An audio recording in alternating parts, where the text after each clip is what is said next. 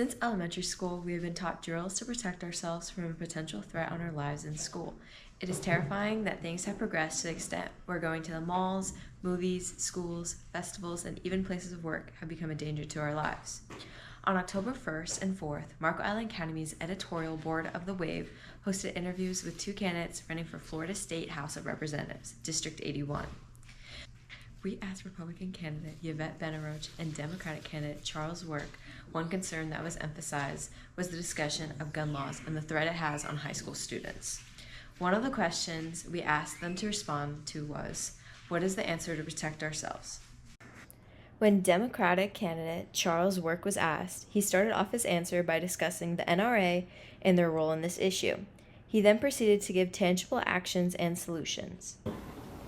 The NRA is the culprit here, obviously.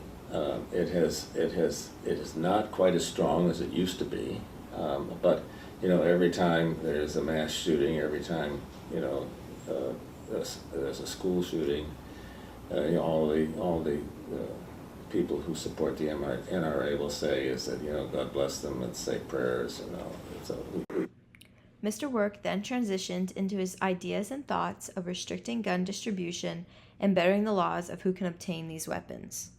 We can certainly improve background checks. We can certainly start doing things like limiting. I think there's some real promising technology out there that we might be able to force the gun manufacturers to put into place.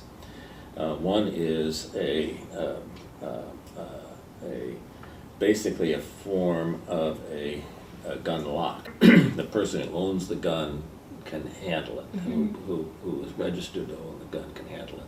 It will not let anybody else pull that trigger. This is a very easy technology to implement, where a gun would create on the shell that is fired a unique stamp. So you'd be able to trace the shell to the gun. All right, and that unique stamp can be really readily done just by the hammer that hits the shell. Conversely, when we asked Republican candidate Yvette Benarroach, she provided an answer regarding education. Ms. Benarroach first discussed how COVID affected the interactions of others. I go back to what I said at the beginning. Education is the answer to the problem. I think COVID really hurt our students. We are by nature social creatures, and we need to be socializing. We need to make sure that we understand that your rights and my rights matter and that everyone has value, and we need to learn how to live together. How do we do that?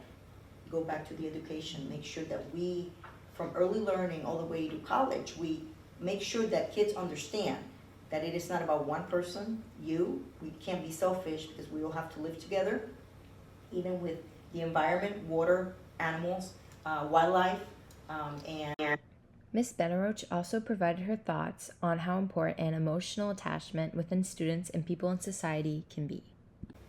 I'm a fan of field trips. I think we stopped taking kids out of the school to go see agriculture, to go see different things. Because I think when you have an emotional attachment to something, right, you're better. You're a better person.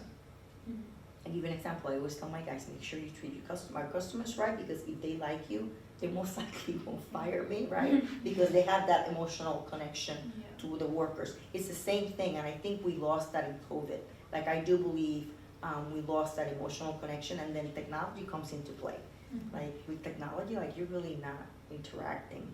So we need to go back to interacting, getting emotions into the equation, but always thinking that your decisions can't be based on emotions. They need to be very thoughtful, and also thinking of the good for everyone, not yourself. This is Editor-in-Chief Emma Nash reporting for IMIA.